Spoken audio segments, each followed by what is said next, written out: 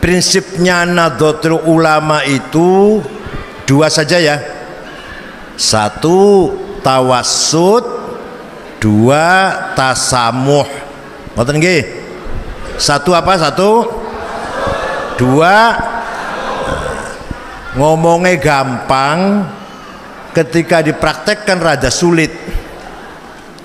Tawassut maknanya kita mengambil peran di tengah agar kita selalu hadir di setiap lini, di setiap bidang. Litakunu syuhada'a 'alan nas wa kadzalika ja'alnakum ummatan wasata litakunu syuhada'a 'alan nas, agar kamu berperan di tengah-tengah masyarakat, syuhudan dinian, ilmian, thaqafiyan, hadariyan, adabiyan, iktisadiyan, sihiyan, yang paling belakang sendiri siasian.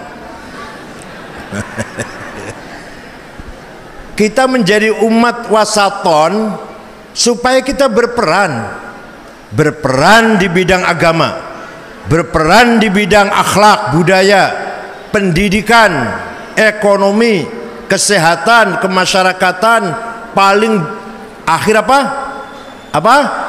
Politik. Jadi Pak Abbas paling akhir sendiri. tapi penting. Bon.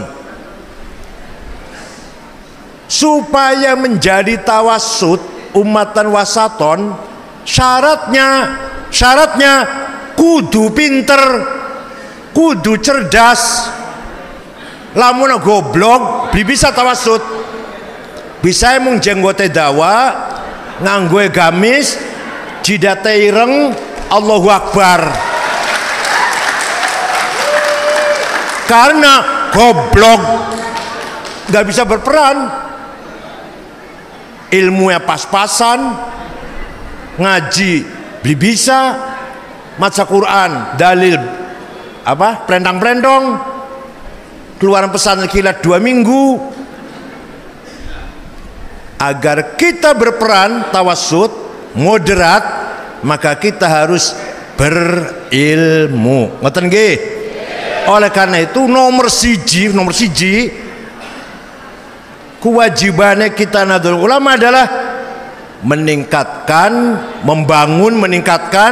dan membesarkan pendidikan. Wes nomor siji. Sekarang pendidikan, yang namanya pendidikan di samping ilmu agama, di samping tafsir hadis, usul fikih, ilmu kalam, lan liya-liyane lah, juga ilmu yang lain sebagai pendukung sarana ilmu agama. Kita ingin dakwah, kita yang menyebarkan tafsir, kita yang menyebarkan Fathul Mu'in, ingin mengajarkan, menyebarkan ajaran Islam, ilmu Islam di tengah-tengah masyarakat, harus punya sarana. Sarannya apa? Ya ilmu yang lain. Ilmu yang itu menjadi sarana, menjadi apa? Wasilah agar kita bisa menyebarkan ilmu agama. Mau pidato Islam, pidatonya di Amerika, apa nganggo bahasa Dermayu? Maka harus bisa bahasa Inggris. Paten lho. Mau bicaranya di profesor-profesor, dokter-dokter, apa mau ndongeng mungkar nakir, maka harus ngerti ilmu yang lain. Mau bicara dakwah Islamnya di bankir-bankir, konglomerat, pengusaha-pengusaha, apa mau bicaranya siksa kubur apa? Ya harus bicara yang sesuai dengan makomnya. Khatibun nas biqadri uqulihim. Lamun pidato ning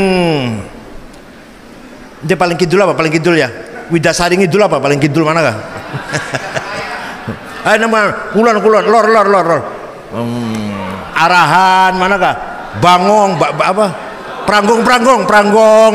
Nah, cerita Mungkar Nakir, siksa kubur. Ya kuduana, sengaja kayak kunya kuduana. Tapi tidak cukup hanya itu. Makanya dalam Quran disebut falaula nafara min kulli firqatin minhum ta'ifatun liyatafaqahu, harus ada yang paham agama, yatafaqahu fi ilmu dhari, fil mudhari zamannya, kata kerja yang mengandung zaman sekarang dan yang akan datang. Artinya menyampaikan dakwah harus kontekstual dan harus aktual, sesuai dengan zaman sekarang dan zaman yang akan datang. Jangan pakai cara lama. Kalau cara lama nanti fi'il madhi, Qur'annya nganggo fi'il. Jawab, Qur'annya pakai fi'il liyatafaqahu. Coba fi'il mudhari. Artinya tafaqquh fiddin harus selalu bitajdid, terus diperbaharui, inovasi, diperbaharui pemahaman agama. Bukan Qur'annya, bukan hadisnya, bukan Fathul Mu'innya, pemahamannya. Paham betul? Nah, jadi saya senang sekali kalau saya dengar misalkan ada orang, alhamdulillah saya tiap minggu ceramah di Kejaksaan, ceramah di DPR, ceramah di Polres. Senang sekali saya. Jangan lagi-lagi tadi malam ceramah di mana? Di Ibtidaiyah, desa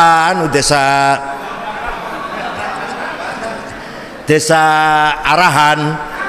Kok sih suki begini? Ya ini ngadu nih masjid musola di Trisi mana lah pojok. Ya Allah, bolak-balik ceramah musola, masjid, madrasah. Ya usah angger-angger bae beli maju-maju. Coba sekali-kali di mana ceramahnya? DPR. Kemarin Kejaksaan, suiki pengadilan, ben Polres, ben maning pendopo kabupaten. Waduh, luar biasa ungu. Ikuarane yatafaqahu fiddin. Oleh karena itu, terutama sing nom, nyun sewu, Pak Sayuti wis sepuh, Kiai Mas Duki pun sepuh, sing nom. Kudu menguasai sarana dakwah antara lain sekian yaitu medsos, apa? Internet, IT.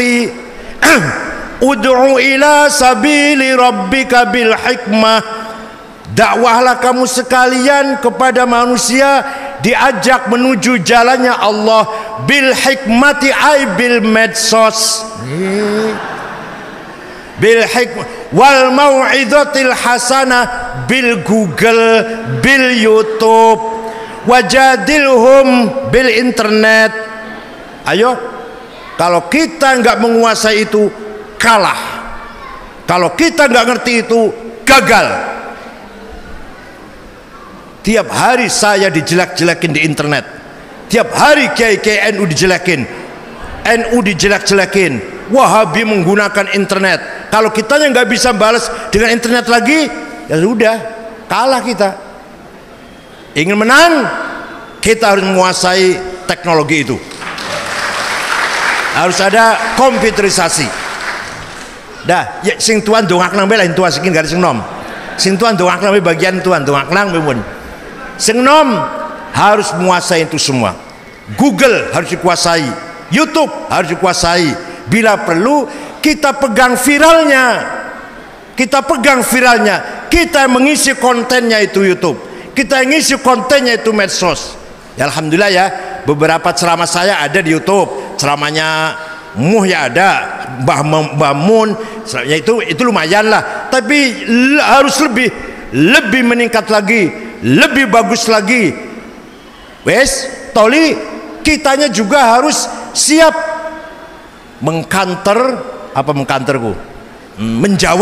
menjawab bully atau ejekan dari orang lain. Kalau mereka menggunakan hujah, kita dengan hujah. Mereka dengan menggunakan dalil, kita dengan dalil. Mereka dengan ejekannya dengan fakta, kita dengan fakta. Karena kita apa? Karena kita ashabul haq. Kalau ashabul haq tidak boleh takut dengan siapapun. Ngoten nggih? Ayo bareng muni. Nahnu ashabul haq. Kita yang memiliki kebenaran dalam beragama. Jangan takut. Jangan takut salah. Kita yang paling benar. Lah gimana nggak benar? Wong kita ikut yang paling, ikut imam yang paling benar. Kita ikut Imam Syafi'i. Imam Syafi'i murid Imam Malik. Imam Malik murid Imam Rabi'ah. Imam Rabi'ah murid Imam Kharijah. Imam Kharijah putranya sahabat Zaid bin Thabit. Sahabat Zaid muridnya Rasulullah. Berarti panjenengan melu Imam Syafi'i, melu para kiai, kiai tekan Imam Syafi'i. Syafi'i berarti melu Rasul. Coba kalau nggak pakai taklid, ayo gurunya siapa sampean? Saya nggak taklid. Dan terus gurunya siapa? Imam Samudra. Yakin salah. Yakin salah cara beragama. Yakin. Contoh, anak wong sholatnya bagus. Tolik, ayo kita takoni, ayo kita tanya, Ustadz sholatnya bagus, belajar dari mana Ustadz? Takbirnya, rukuknya, i'tidal, sujud, fatihah, bagus, belajar dari mana Ustadz? Jawabnya, belajar dari ayah, belajar dari ibu, belajar dari kiai, ustadz, guru, belajar dari imam masjid di sebelah rumah saya. Iku berarti gelem ora gelem mengaku dia itu ikut Imam Syafi'i. Belajar kiai terus tekan kiai tekan Syafi'i. Wes. Lamun ana takoni, belajar dari mana ustadz sholatnya bagus? Wah, saya belajar sendiri melalui Quran dan hadis langsung. Kepreten becangkeme. Kenapa? Wallahi, nih saya bersumpah nih, wallahi wong jawab kayak kunku bohong. Ana wong ngaku sholat saya langsung belajar dari Quran hadis. Benar tak bohong kira-kira? Wallahi bohong. Saya bisa begini langsung dari Quran hadis saya. Nggak belajar dari kiai, nggak belajar dari ustadz. Saya langsung dari Quran hadis. Wallahi, potong kepala saya nih, leher saya. Bohong orang itu. Kepret ya. Tapi aja mati loh, aja mati nggak pernah. Wes. Jadi kita benar-benar ashabul haq. Ngoten nggih. Nah, sekali lagi kesimpulannya, ini waktu dewe selangkah wis sering kesbewis. Kesimpulannya, kalau kita ingin tawassut harus pinter, harus intelek. Nah, wes, titik maning. Kemajuan masyarakat di bidang intelektual, wong NU Indramayu pinter kabeh. Katakanlah rata-rata tamatan SMA atau aliyah kabeh. Ngoten nggih. Iku namanya maju di bidang thaqafah. Apa? Sekali lagi supaya paham. Anaknya sampean wis, keluarga sampean, anak sedulur tamatan sarjana kabeh, berpendidikan kabeh. Namanya keluarga itu keluarga mutsaqaf. Keluarga apa namanya? Maju pendidikannya. Wes. Ana maning wong maju ning bidang ekonomi, sejahtera, umaya bagus, mobil duwe, umaya bersih, sehat, tertib, disiplin, taat undang-undang, taat aturan masyarakatnya. Namanya hadharah. Apa? Jadi kalau lihat desa, satu daerah tertib, bersih, berperaturan, mengikuti undang-undang, taat, namanya mutahaddir. Apa? Wes. Baka pendidikannya maju, masyarakatnya, ekonominya, keduniaannya, duniawinya maju, dua-duanya maju nih. Ya pinter, ya sugih. Ya sugih banget sih nggak apa-apa, nggak usah lah. Yang penting sejahtera, berpendidikan dan sejahtera, dua-duanya maju. Namanya tamadun madaniyah mutamaddin Madinah. Paham betul?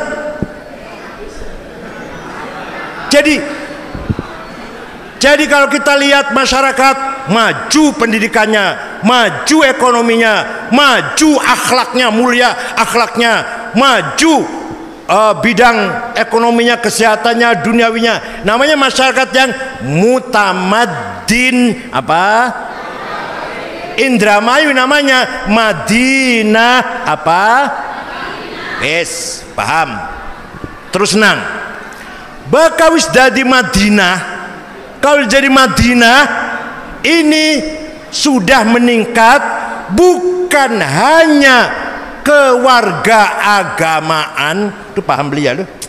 Bukan hanya anggota keagamaan, tapi sudah menjadi keluarga negaraan, keluarga masyarakat.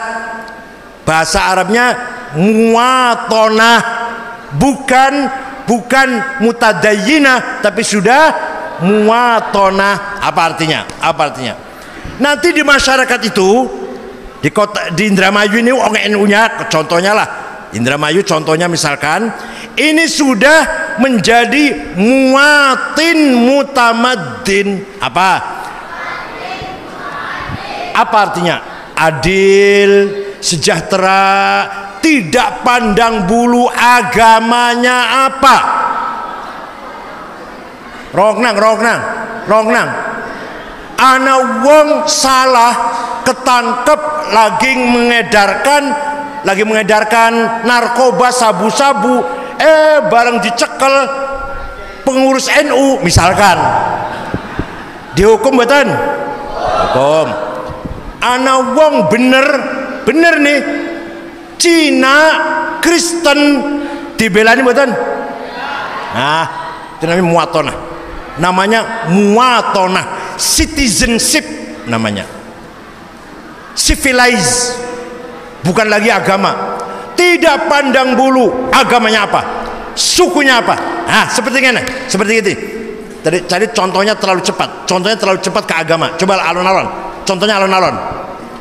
Ana wong kulite putih, ayu atau ganteng, pengedar narkoba ditangkap mboten? Ana wong pendek, cebol, ireng, kotor, bener, jujur, dilindungi kan? Artinya warna perbedaan kulit tidak menjadi menghalangi kita untuk berkeadilan.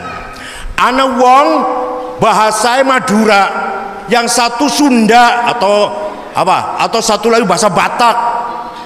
Kira-kira ukurannya bahasa Batak Madura atau ukurannya benar atau salah? Benar atau salah? Wong Madura benar, ya harus kita bela. Wong Indramayu salah, ya kita hukum. Wong Batak benar, ya kita bela. Wong Madura salah, ya kita hukum. Artinya perbedaan bahasa tidak menghalangi keadilan. Wes. Sekian suku atau bangsa, suku Islam. Cina benar, harus kita lindungi. Wong Jawa asli, Indramayu asli salah, ya kita hukum. Artinya perbedaan kulit, perbedaan bahasa, perbedaan suku tidak boleh menjadi penghalang peradaban kita, budaya kita. Terakhir harus paham. Tadi kecepatan, tadi contohnya agama. Terakhir, perbedaan agama tidak boleh menghalangi keadilan dan kebersamaan.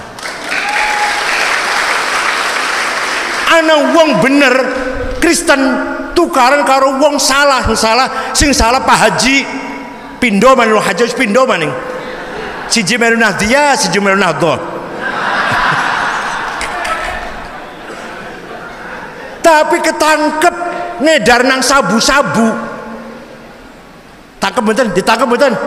Tangkap. Siji Cina Kristen tapi sedekah, nyantuni yatim piatu, bantu fakir miskin, bagus dengan tetangga, kita hargai enggak? awas ki temenan ki praktek angel ki praktek ngomong jawab gampang tapi engko balik ning rumah praktek angel sampean. Perbedaan kulit ireng karo putih, perbedaan bahasa Madura, Sunda, Batak, Dayak, Ambon, Bugis, Cina, Arab, India tidak boleh menjadi penghalang untuk membangun kemajuan masyarakat. Perbedaan budaya, ana wong Sunda cara kawinane mengkanan, begitulah caranya lah. Ana wong Indramayu cara selamatan, celana syukuran nikah kan beda ya, beda karo wong Sunda kan. Kalau Indramayu apa? Ngirim ranjang ya, gawe ranjang ya, ranjang telu lawang pintu ya, pintu pasrahannya kan pasal pintu. Nah, beda dengan orang Kuningan kayak ya, beda Indramayu, beda cara rame-ramenya nikah dulu, cara beda, harus dihormati. Perbedaan budaya tradisi tidak menjadi penghalang kita membangun masyarakat. Terakhir puncaknya, perbedaan agama tidak boleh menjadi penghalang untuk kita membangun kemajuan masyarakat. Apa ana dalile? Nah ini Pak, saya takun dalil rewel banget. Biasanya takun dalil Muhammadiyah biasanya. Baka NU aja rewel, kiai ngomong kali nurut bae. Tapi NU zaman kini takun dalil juga rada ketularan Muhammadiyah. Rasulullah setiap khutbah Jum'ah pesan makatan, statementnya begini, dan ditiru oleh para khotib Jumat di Indonesia, terutama di Jakarta. Tapi saya yakin nggak paham. Saya yakin khotib Jumat di Jakarta nggak paham itu, hanya niru doang. Ayo muni bareng kok. Wala udwana illa 'alal zalimin. Ayo. Ingat sampai ke rumah harus pegang nih. Tidak boleh ada permusuhan. Tidak boleh ada permusuhan kecuali kepada yang zalim, yang melanggar hukum, pejabat korupsi musuh kita, teroris musuh kita, pembunuh, perampok, pembegal musuh kita, bandar judi, bandar narkoba musuh kita, paham betul? Bandar pijat musuh kita. Tidak boleh permusuhan beda agama, beda suku, beda warna, beda bahasa, beda pilihan bupati, beda partai politik, beda pilihan ketua NU, apalagi ya, waktu muktamar, waktu kongres, waktu pilbub ya panas, nggak apa-apa. Saya kalau mendengar ada konferensi NU kok panas, alhamdulillah senang saya. Berarti banyak yang siap. Daripada di luar Jawa Pak, di luar Jawa, kecuali Lampung, kecuali Sumatera Utara bagus, Kaltim, Kalsel bagus. Tapi selain itu, wong dadi ketua NU pada saling tidak mau, saling nggak mau, tekor dari ketua NU tekor. Gak ada, sehingga akhirnya rata-rata ketua NU kakan depan kepala kemenag rata-rata, karena kasih gelem liane bakal kemenag, bakal ketua NU kemenag pasti wedining bupati, kepala ketua NU, kepala wilayah kantor menag wedining gubernur. Coba usahakan ketua NU jangan kepala dinas, takut sama bupati nanti. Kita bukan masalah wedi atau enggak wedi ya, seimbang. Musuhan ya tidak, tapi jadi anak buahnya ya tidak. Pak Juhadi tidak boleh merasa di bawah bupati, tapi juga jangan musuhan yang enggak, bukan partai politik. Saya bukan anak buahnya presiden, saya bukan. Tapi saya bukan musuhnya presiden, bukan oposisi, bukan.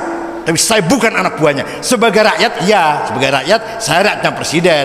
Sebagai ketua NU, bukan bawahannya. Saya bukan bawahannya presiden. Saya bukan bawahannya menteri agama. Saya bukan bawahannya ketua majelis ulama. Sekali lagi biar mendengar nih.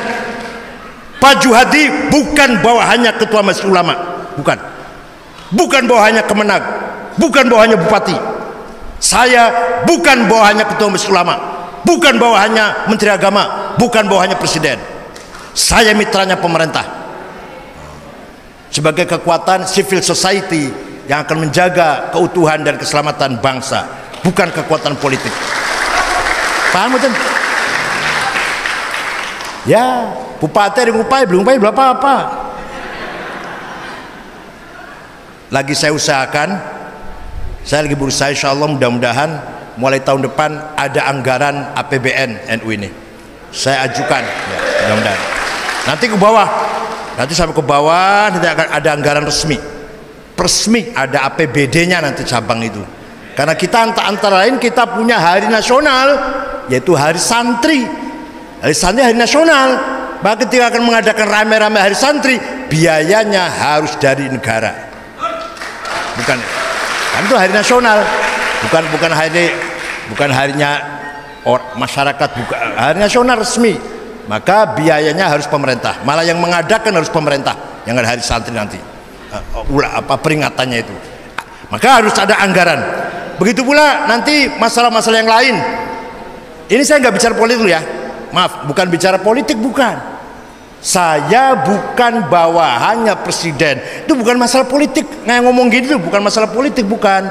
Masalah eksistensi organisasi organisasi masyarakat keagamaan sebagai penguat negara, penguat bangsa, penguat eksistensi NKRI, bukan partai politik yang mendukung presiden atau oposisi presiden.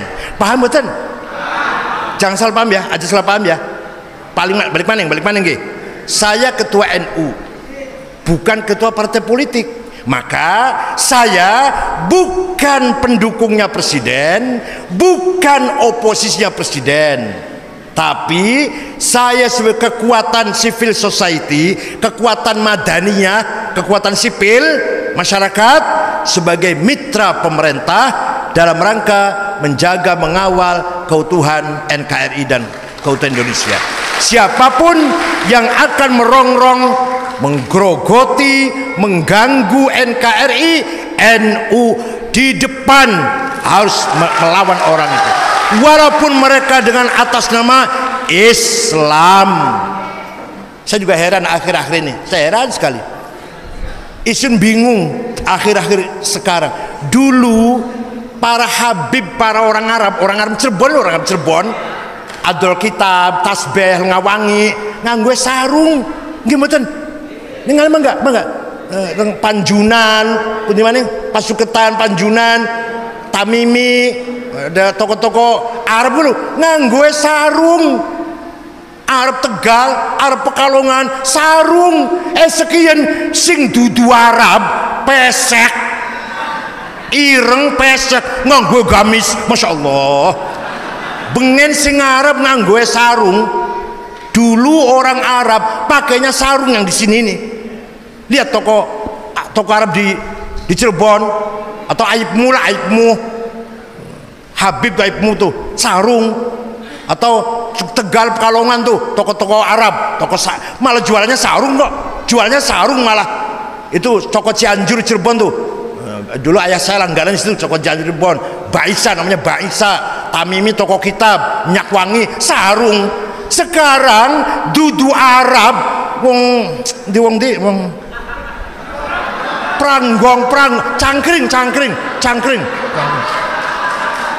cangkring pesisir, cungure pesek, ireng, nganggo gamis, Allahu Akbar, masya Allah.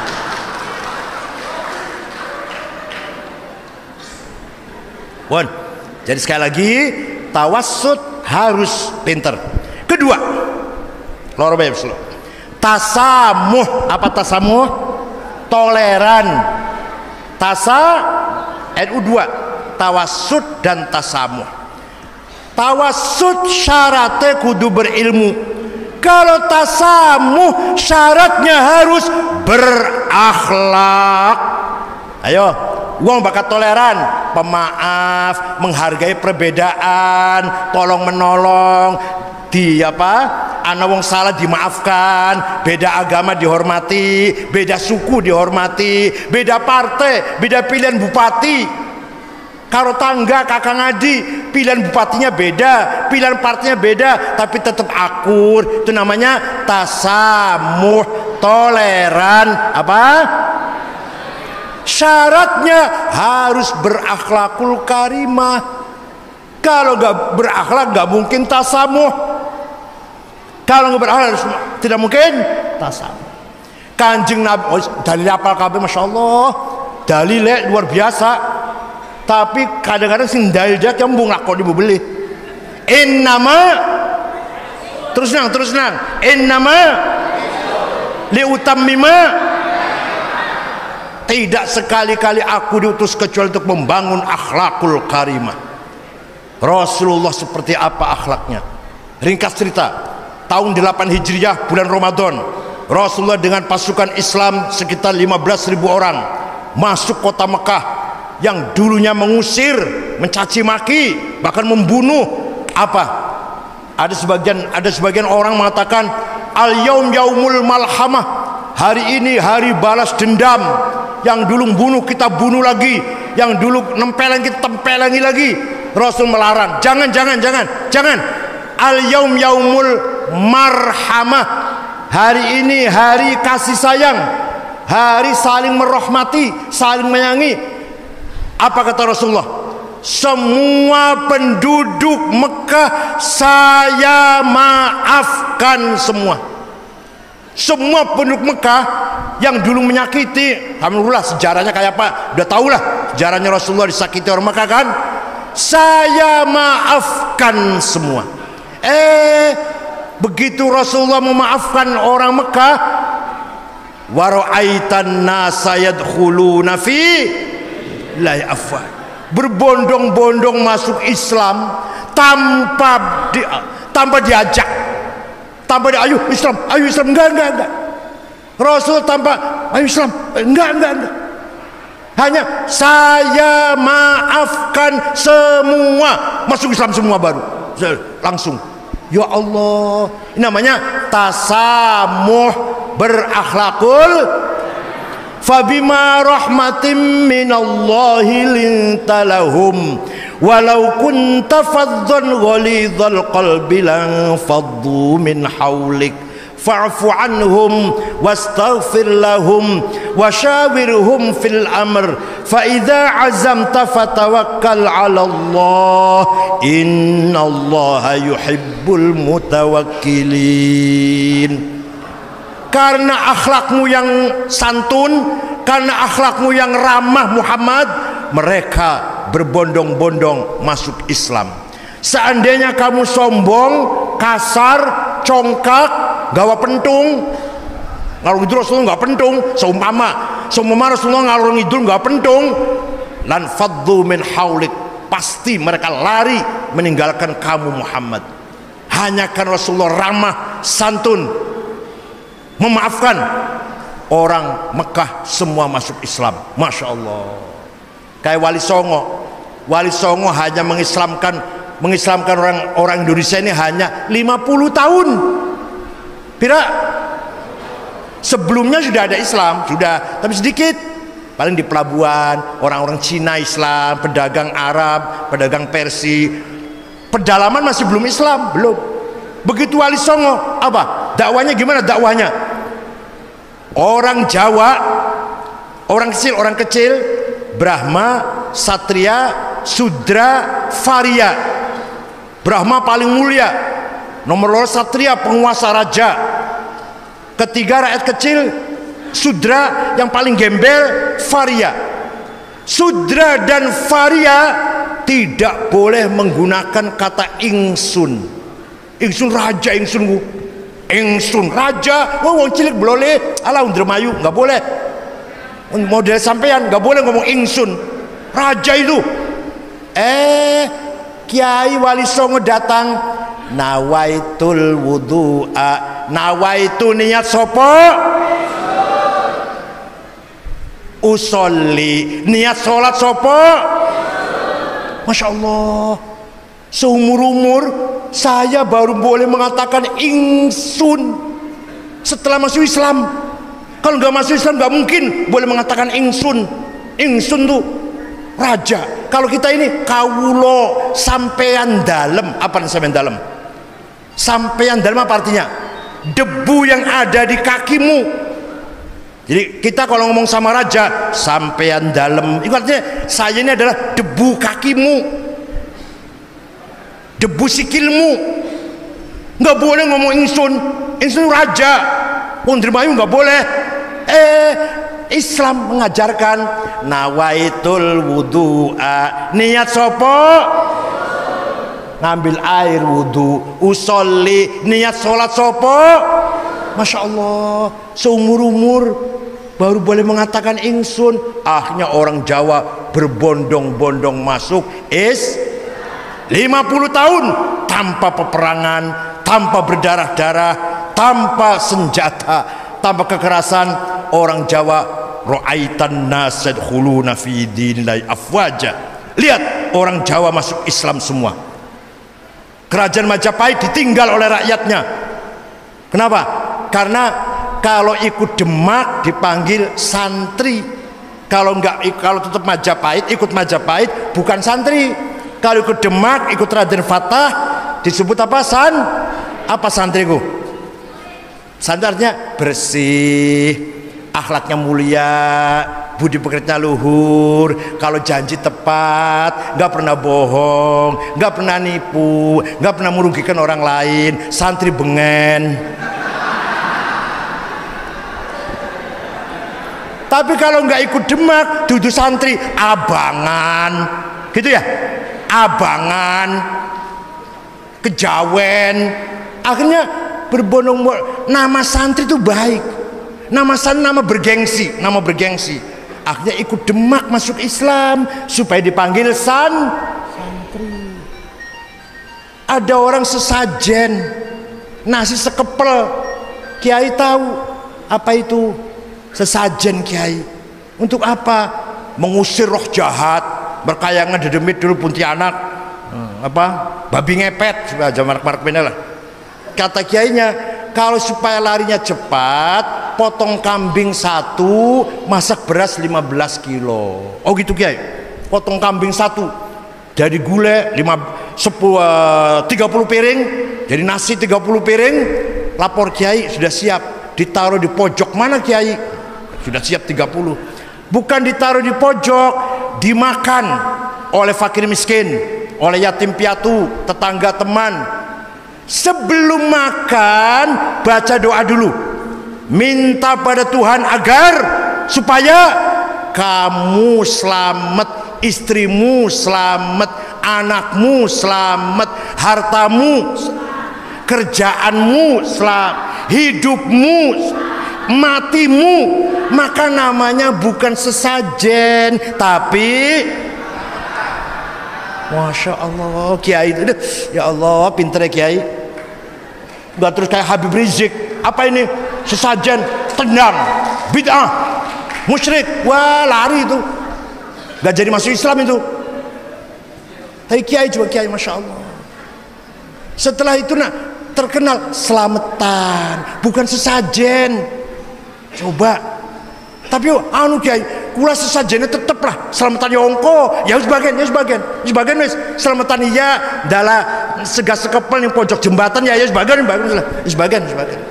karo-karone sebagian wis lah nggih mboten kayak maca donga bismillah dinggo jampi Cirebone dinggo bismillahirrahmanirrahim gajah warak macan galak anak-anak lambeku tekau tegagu mati tekaulah sekali mengkurung la ilaha illallah muhammadur rasulullah bismillahirrahmanirrahim tilatili jabang bayana kang pelewas macam-macam lah.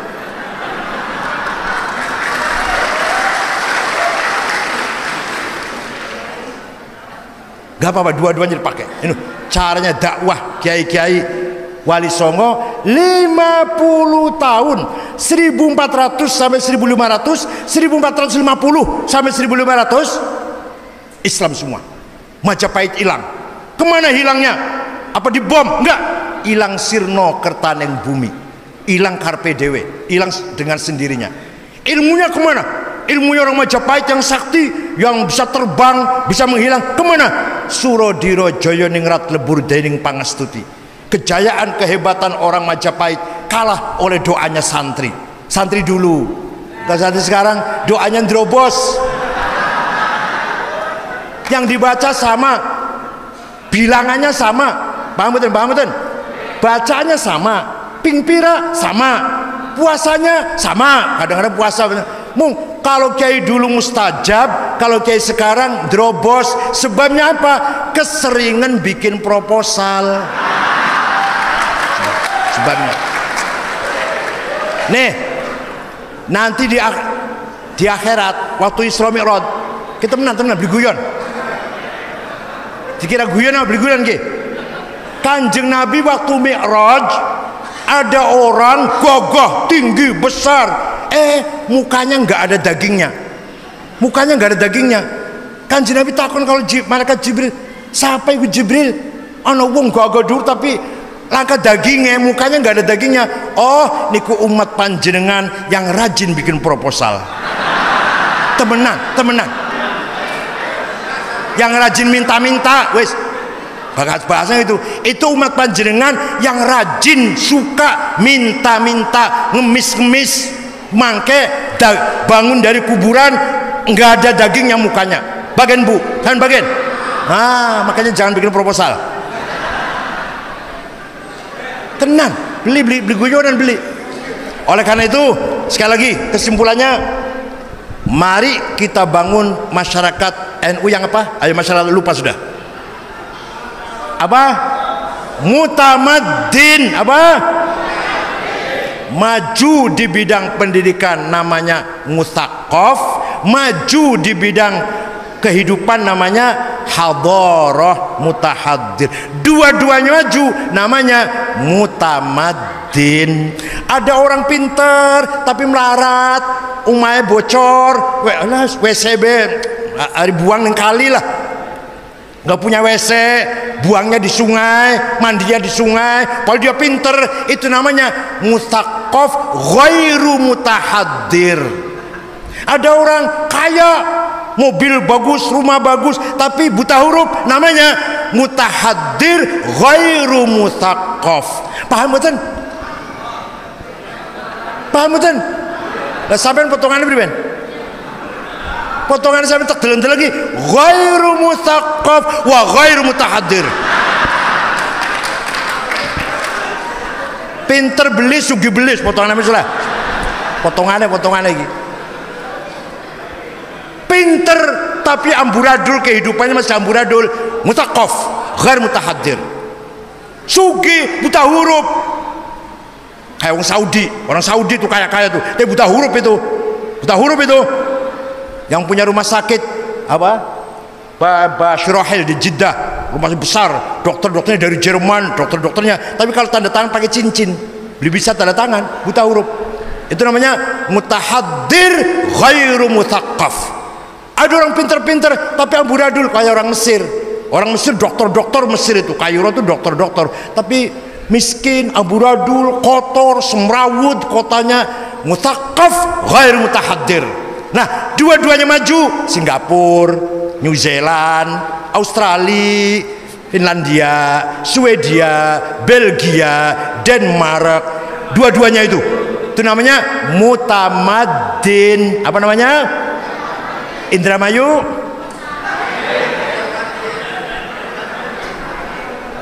Mari, itu tugas kita itu ya.